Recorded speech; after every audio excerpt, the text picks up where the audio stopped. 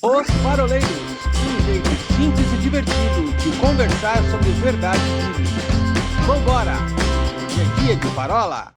Olá, galera! Estamos de volta aqui para mais um vídeo inédito, Parola de número 183. Nessa semana, estamos falando a respeito de aprendendo dele. É isso mesmo. O verbo desta semana é aprender. No primeiro vídeo, nós falamos um pouquinho sobre o modelo de ensino de Jesus, que convida a gente, desafia a gente para andar próximo em intimidade. E nós falamos um pouquinho a respeito do jugo, né, o que significa o jugo de Jesus. Então, se você não viu o bloco anterior, dá uma pausa aqui, volta lá para você ficar antenado ao que nós estamos falando.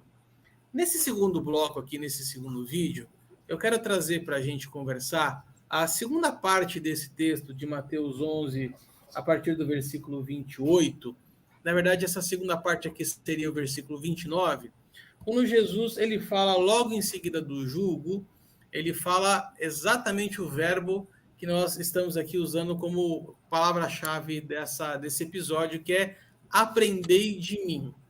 E o que vem depois do aprendei de mim é exatamente aquilo que Jesus queria chamar a atenção, ou seja, quais são as características principais que eu quero que vocês entendam agora. Vamos lá. Então Jesus fala: aprendei de mim, que sou manso e humilde de coração. Ótimo. Essas duas palavras aqui, tanto manso como humilde de coração, são duas palavras que, se vocês puxarem na memória rapidamente, foram duas palavras que nós usamos em parolas dentro do Sermão do Monte. Bem-aventurados os mansos e bem-aventurados os humildes de coração. Então, é legal para você que está nos acompanhando aí também. Eu vou colocar no final desse vídeo aqui o link da parola que a gente fala a respeito dessas duas palavras lá. De qualquer forma, a gente quer trazer para você um reforço e uma ampliação dessa fala, porque aqui essas duas palavras hoje estão linkadas ao conceito de aprendizado. E Chan, uma coisa que eu acho bem interessante, uma frase que eu escutei há pouco tempo, a respeito da humildade, né?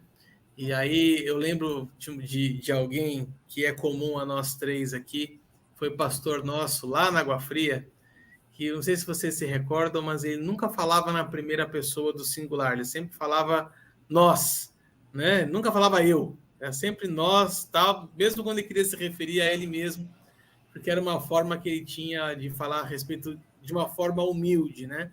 Ele reforçava isso.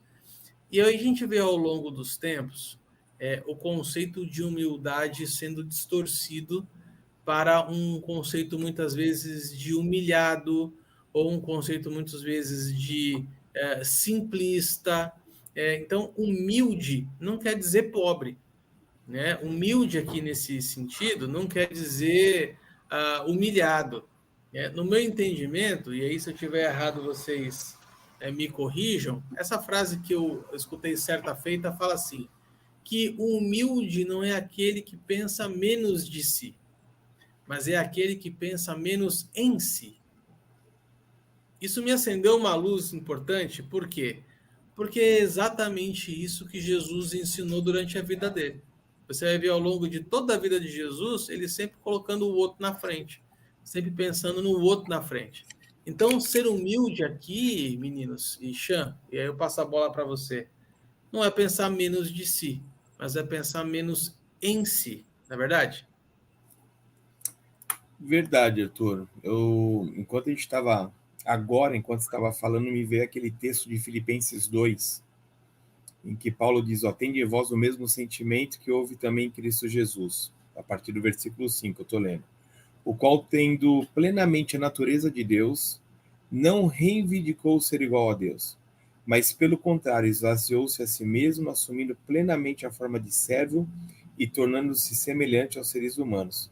Assim, na forma de homem, humilhou-se a si mesmo, entregando-se à obediência até a morte de cruz. Então, essa humildade de Jesus é uma humildade dele não Ele até poderia ser, mesmo sendo Deus, ele poderia se achar ou se conduzir como Deus na Terra. Mas ele preferiu fazer diferente. Ele foi se humilhando e obedecendo a Deus. Então, essa questão de humildade é realmente não você se achar inferior ou se colocar para baixo ou ai de mim, coitado, mas também é você não se elevar, achar mais do que você deveria ser, mesmo ele sabendo, nesse caso, quem ele era. E aí a grande demonstração de humildade dele, além dele não ah, se manifestar como Deus, foi obedecer os mandamentos de Deus para nos ensinar. A gente vai voltar na parola anterior, que era de ensino. Então a gente vai ver aí duas características, humilde e mansa, esse mansa gentil. Por isso que numa parola que a gente citou Nicodemos, eu não acredito que Jesus era como muito, a gente vê muito pregador, parece que Jesus esculachou Nicodemos. Se a característica de Jesus é ser uma pessoa humilde, essa é a característica dele, e mansa ou gentil, ele pode ser duro, ele pode ser firme, mas ele não vai deixar de ser uma pessoa gentil. Senão ele seria grosso, seria qualquer, né, estúpido, esse tipo de coisa. Então, acho que até isso serve para a gente, se a gente tem ele como mestre, imitar e ter as mesmas características dele. Né? Então, humildade e mansidão, né, que nem a gente vê muito irmão falar assim, eu sou filho de Deus, você vai ver com quem que você está mexendo, eu vou orar, o céu vai se abrir na sua cabeça, a gente vê. Então, assim, não é a mesma humildade de Jesus, né? A Bíblia vai dizer que Jesus, quando ele era muitas vezes perseguido, ele entregava essas pessoas a Deus. Ele nem ficava toda hora querendo discutir nada. Na hora que cabia um ensino, tinha. Mas ele não era da personalidade dele. E eu entendo que a gente precisa copiar isso. Essa humildade e essa mansidão. Precisamos ser mais gentis, firmes, mais gentil, firme, mais manso, né? A Bíblia também vai falar que onde tiver muita discussão, né, que é para a gente evitar esse tipo. Então, assim, você vai percebendo que vai tirando a gente de tudo que é confusão, né? E quando nós somos até levados diante de reis e líderes, né, a Bíblia, governadores, a Bíblia fala assim, olha, você nem se preocupa. Quer dizer, você nem precisa se preparar para ir lá para ficar discutindo com as pessoas. Na hora certa, o Espírito Santo vai te dar as palavras. Então, a gente precisa ser guiado pelo Senhor a ponto de confiar nele e ter as mesmas características. Né? E só para fechar, em João 15, se eu não me engano, 16, Jesus vai dizer que nós seremos conhecidos pelo amor de uns pelos outros. Aí nós seríamos conhecidos como os discípulos de Jesus, eles se amam. Né? E aonde tem amor, tem humildade, tem mansidão, tem palavras amáveis, tem gentileza, quer dizer, isso tem que fazer parte da gente, porque Jesus é dessa maneira. Você falou, Xandão, da gente não se achar, né? Aí eu lembrei de Romanos 12:3, porque é bem isso que o texto fala. Não penseis, é um texto de tradução divergente, né? Mas uma tradução mais rústica diria isso, né? Não penseis de vós mesmos mais do que realmente sois. Né? É o próprio apóstolo Paulo que ensina isso, e ele, alguém que evidenciou na sua vida e no seu ministério esse comportamento, né? Quando ele dizia que não tem nada de precioso nele, a não ser o ministério que o Senhor deu para ele, né? Atos 20:24. Agora, olha só, aprendei de mim que sou manso e humilde de coração. Para mim está muito claro aqui que Jesus está deixando, que Jesus está dizendo que mansidão e humildade se aprende. Mansidão e humildade se aprende. Então são comportamentos que naturalmente, quem sabe, não sejam inerentes à natureza humana. Né? A mansidão não é inerente à natureza humana. A humildade não é inerente à natureza humana. Elas são práticas aprendidas. Né? A gente pode dizer, não, mas fulano é naturalmente humilde. Não, ele pode ter sido criado em cima de valores que o proporcionaram isso. Agora, a humildade do reino, é uma humildade perfeita, né? A fulano é alguém manso, né? A palavra diz, por exemplo, que na terra não existe homem manso como foi Moisés, né? Mas a mansidão é algo aprendido, a mansidão do reino é algo aprendido, né? Quando Jesus deixa essa lição, né? Aprendei de mim, ele está deixando claro que estas características dele precisam ser aferidas pelo discípulo. O discípulo tem que encontrar essas características em Jesus e intencionar imitá-las. E aqui, meu irmão, aqui vai tocar em temperamento. Aqui vai tocar em coisas, em questões que muitas vezes pessoas que a gente conhece, não a gente, mas pessoas que a gente conhece, podem em algum momento ter dito assim: esse é o jeitão da madeira. Eu nasci assim, né? Vai ser a síndrome de Gabriela, né? Vai ser desse jeito, né? Se Deus não me quisesse dessa forma, ele não me faria assim. Essas são frases que eu já ouvi, né? Eu nunca falei nenhuma delas, mas são frases que eu já ouvi, né? E você não, mas você ouvinte, você que está assistindo a gente, não, mas alguém que você conhece já falou alguma coisa desse sentido.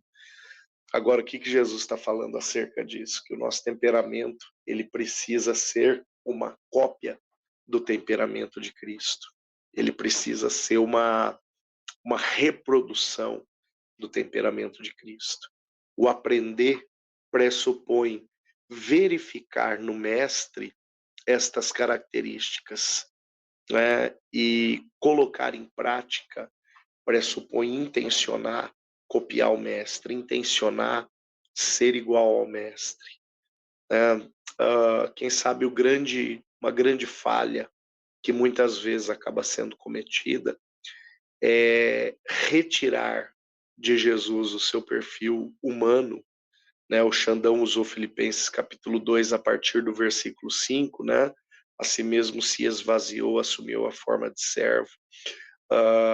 Às vezes retirar o perfil humano de Jesus para tentar justificar o nosso pouco interesse em transformar aquilo que a gente não quer transformar.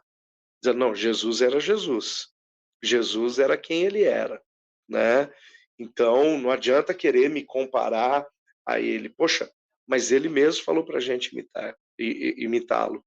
Ele mesmo disse para a gente buscar tê-lo como referência. Ele mesmo estabelece-se como padrão. E isso é tão entendido na igreja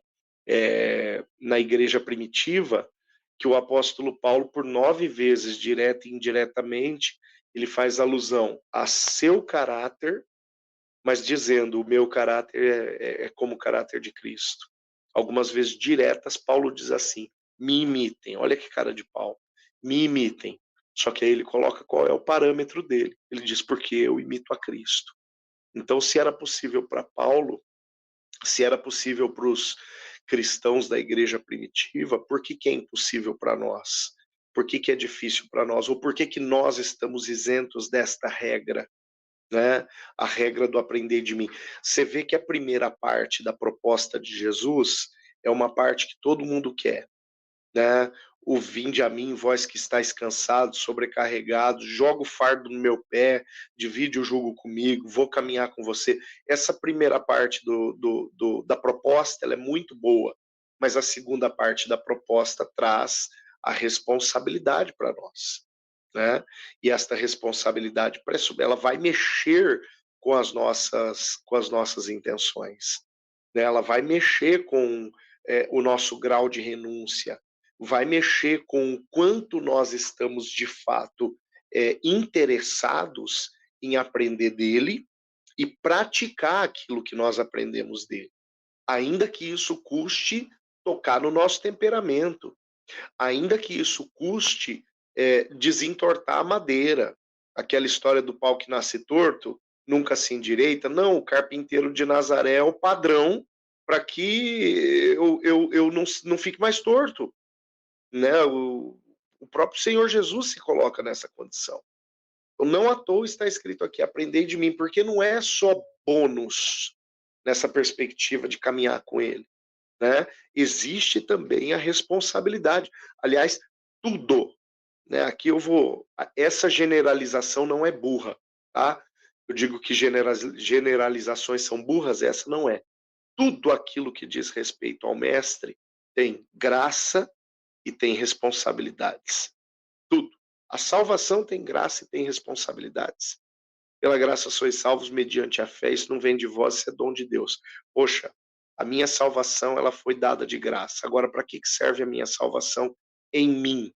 A salvação em mim, ela serve para que eu frutifique. Nisso é glorificado meu Pai, em que deis muito fruto, né? E assim serei chamados meus discípulos, João 15:8, né? Então, a responsabilidade anda junto com a manifestação da graça.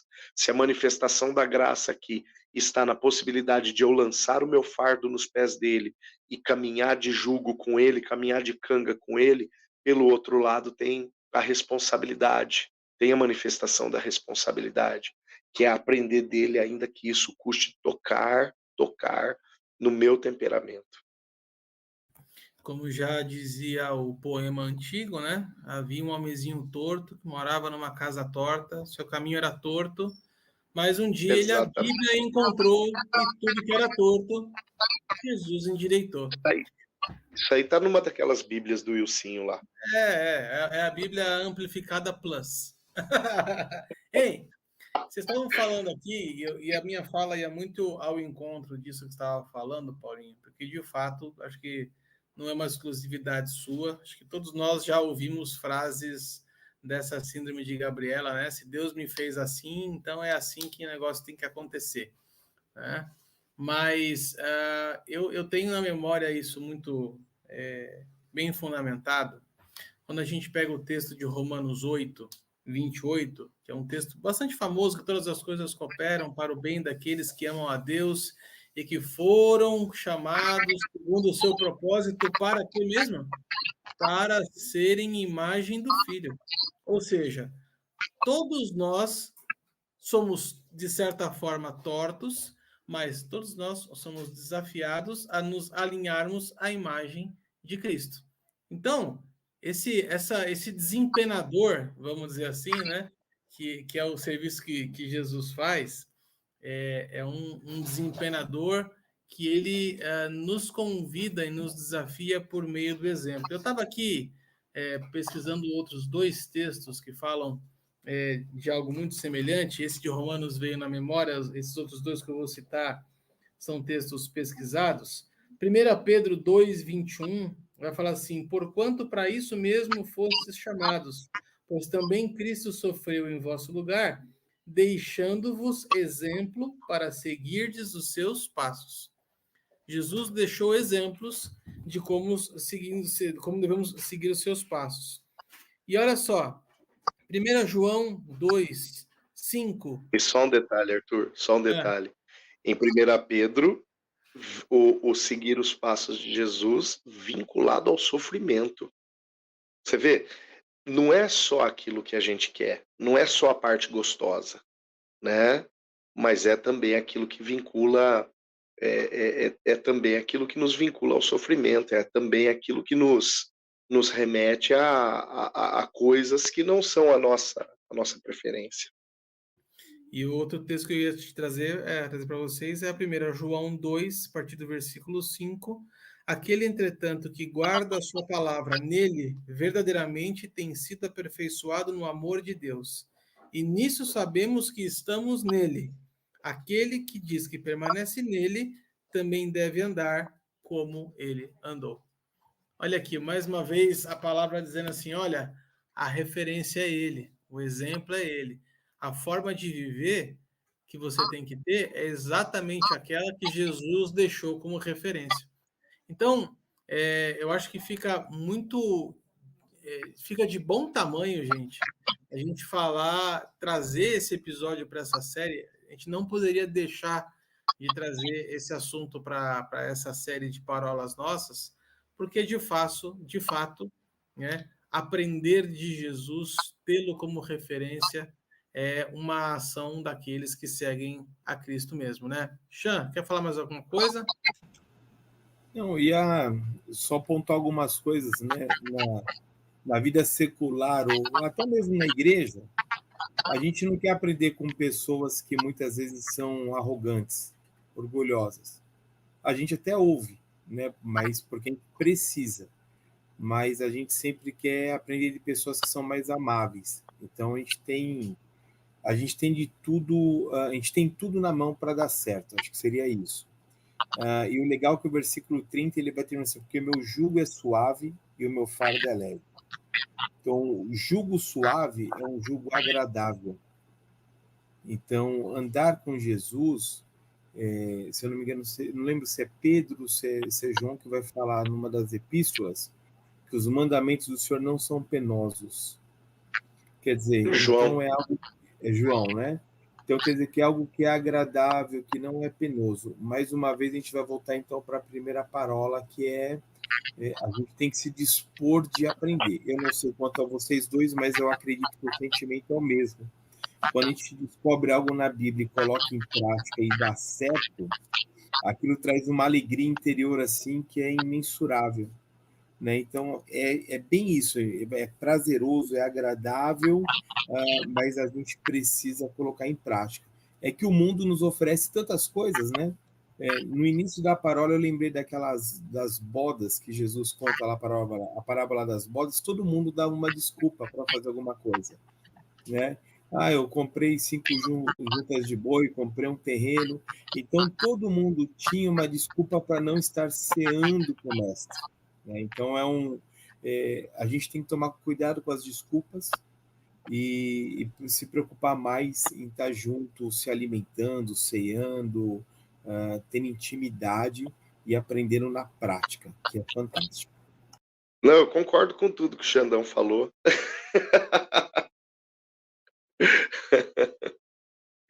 Irretocável. Então, amém. Gente, vamos chegar ao final aqui, então, de mais essa roda de Parola 2D, Parola de número 183. Nessa semana, a palavra-chave foi aprender. Olha só que papo gostoso que a gente teve aqui. Gente, para você que está nos acompanhando aqui pela primeira vez, pela segunda vez, acabou de cair aqui no nosso canal, os Paroleiros também tem um site que é o www.osparoleiros.com.br. E lá, além de todos os 36 temas que a gente já conversou, você vai encontrar também os nossos livros. Exatamente, nós temos já 2 livros publicados pela editora Paroleiros e também já o primeiro curso online de introdução à interpretação bíblica. Corre lá no nosso site, tem muita coisa bacana para você conhecer. Aproveita, já deixa aqui o seu joinha também, compartilha esse vídeo, assine o nosso canal, ative a sinetinha, ufa, bastante coisa para fazer, mas aproveita também, passa no Facebook, no Instagram, segue a gente lá. E se você prefere em formato de podcast, você vai encontrar os Paroleiros nas maiores e principais plataformas de streaming da internet. Semana que vem a gente está de volta com mais uma roda de Parola inédita. Um grande abraço. Tchau, tchau.